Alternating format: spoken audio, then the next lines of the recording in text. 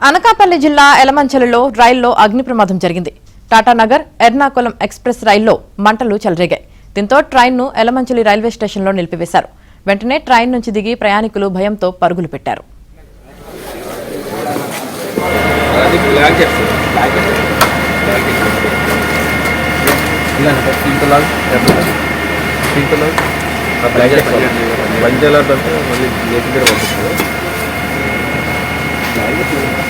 M2 और B1 మూడు రోజులు M1 M2 అండి.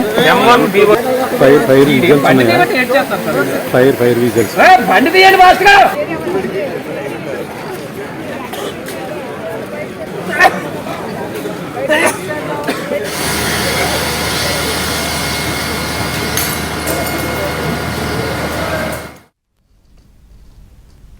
రైల్వే స్టేషన్ కు చేరుకున్న ఫైర్ సిబ్బంది మంటలను అదుపు చేశారు. B1, M2 బోగీలు పూర్తిగా దగ్ధమయ్యాయి. B1 బోగీలో ఓ మృతదేహాన్ని గుర్తించారు. అటు ఈ ఘటనతో పలు రైళ్ల రాకపోకలు నిలిచిపోయాయి. अचानक गाड़ी में पूरा आग लग गया है. B1 कोच और 18189 B1 कोच पूरा जल के खाक हो गया. कोई भी कपड़ा वपड़ा कुछ नहीं बचा. అనకాపల్లి జిల్లా ఎలమంచిల్లో రైల్లో అగ్ని ప్రమాదం జరిగింది. టాటానగర్ ఎర్నాకులం ఎక్స్ప్రెస్ రైల్లో మంటలు చెలరేగాయి. ఇక ఈ ప్రమాదానికి సంబంధించి పూర్తి సమాచారం మా ప్రతినిధి సతీష్ అందిస్తారు. సతీష్. యామిని, అనకాపల్లి జిల్లాలో ఎలమంచిలి రైల్వే స్టేషన్ లో అగ్ని ప్రమాదం జరిగింది. అయితే రైల్లో ప్రయాణికుడు ముందుగా గమనించి చైన్ లాగడంతో ఈ ప్రమాదాన్ని గుర్తించినట్లు జిల్లా ఎస్పీ తుహీన్ సిన్హా ప్రెసిడెంట్ ఆయన చెప్పడం జరిగింది.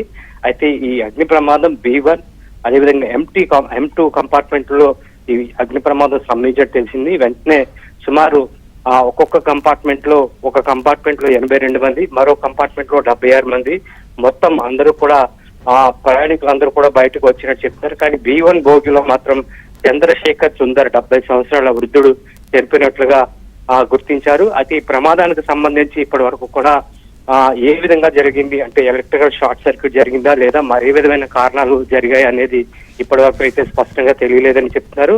దీనిపైన కూడా FSL అదేవిధంగా ఫోరెన్సిక్ టీం కూడా వచ్చిన తర్వాత ఈ ప్రమాదానికి గల కారణాలు తెలిసే అవకాశం అయితే కనిపిస్తుంది. రాత్రి సుమారు 12:45 ఈ ప్రమాదం జరిగినట్టు తెలిసింది. వెంటనే ప్రయాణికులు ఇచ్చిన సమాచారంతో రైల్వే సిబ్బంది వెంటనే ఫైర్ సిబ్బందికి ఫోన్ చేయడంతో ఫైర్ సిబ్బంది 4, ఒకటి నక్కపల్లి నుంచి 2, అదేవిధంగా అనకాపల్లి జిల్లా నుంచి 2 ఫైర్ ఇంజిన్ల సాయంతో మంటలను పూర్తి స్థాయిలో అదుపు చేయగలిగారు. సుమారు గంట పాటు కూడా ఈ అగ్ని ప్రమాదాన్ని, అగ్ని కీలాలను కూడా నిలువరించేందుకు సమయం పట్టిందంటూ కూడా జిల్లా ఫైర్ సేఫ్టీ అధికారి కూడా చెప్పడం జరిగింది. కానీ ఒక విధంగా ఇది చాలా పెద్ద భారీ ప్రమాదమే అని చెప్పుకోవచ్చు. ఆ ప్రయాణికులు కానీ గమనించి చైన్ లాగపోయినట్లయితే కనీసం అక్కడ స్టేషన్ కూడా లేని పక్షంలో ఆ ఎలమంచిలి రైల్వే స్టేషన్ లో ఆగపడం జరిగింది. ఈ చైన్ లాగడమే ఈ ప్రమాదాన్ని నిర్వహించారనేది కూడా తెలుస్తుంది. ఆ ప్రమాదంలో ఒక్కరు మృత్యువాత పడ్డారు. 70 సంవత్సరాల చంద్రశేఖర్ సుందర్ గా. వెంటనే కుటుంబ సభ్యులు కూడా సమాచారం ఇచ్చాము, వారు కూడా రైల్వే చేరుకున్నారు. కానీ ఈ ప్రమాదం పైన ఎవరూ కూడా ఆందోళన చెందాల్సిన అవసరం లేదు. ఎవరికైనా ఇటువంటి అనుమానాలు కానీ లేదా ప్రయాణికులకు సంబంధించి సమాచారం తెలుసుకోవాలనుకుంటే 139కి ఫోన్ చేసినట్లయితే సమాచారం కూడా పూర్తి స్థాయిలో ఇచ్చే వెసులుబాటు కల్పించారని చెప్తున్నారు. జిల్లా ఎస్పీతో పాటు అదేవిధంగా ఫైర్ సేఫ్టీ అధికారులు చేరుకున్నారు. డిఆర్ఎం కూడా సౌత్ సెంట్రల్ రైల్వే సంబంధించిన డిఆర్ఎం కూడా వెళ్లి ఆ యొక్క మొత్తం క్షుణ్ణంగా పరిశీలించారు. కానీ ప్రమాదం పైన ఏ విధంగా జరిగింది, ఎందుకంటే మనం చూస్తున్నట్లు గతంలో కూడా మనం చెప్పాం, ఇప్పటికీ కూడా ఆ వైరింగ్ అంతా కూడా ఇప్పటి నుంచి ఈ ట్రైన్ అనేది ఒరిజినేట్ చేశారు. అప్పటి నుంచి ఇదే వైరింగ్ పెట్టడం, కన్సీల్డ్ అని కాకుండా బయట నుంచి వెళ్ళడం, ఈ ప్రమాదానికి అవైన కారణాలు అయి ఉండొచ్చా? అదేవిధంగా మరో పక్క చూసినట్లయితే ఏసీ బోగిల్లో కూడా ఎవరు స్టాఫ్ కూడా దానికి సంబంధించిన వారు వెళ్ళకపోవడం, ఆల్టర్నేట్ గా ఎవరికో ఒక డ్యూటీ వేసేయడం లాంటివి కూడా ఇటువంటి ప్రమాదాలకు కారణమయ్యే అవకాశాలు ఉండే నేపథ్యం కూడా కనిపిస్తుంది. కానీ ఈ ప్రమాదానికి ఏ విధంగా జరిగింది స్పష్టంగా ఇప్పటికైతే చెప్పలేరు. కానీ ఈ ప్రమాదం పైన మాత్రం అధికారులు ఒక విధమైన నివేదికను బయట పెట్టాలి. దీనికి ఒక ప్రత్యేక కమిటీలు వేసిన తర్వాత ఈ అగ్ని ప్రమాదం పూర్తి స్థాయిలో ఏం జరిగిందో తెలిసే అవకాశం అయితే కనిపిస్తుంది.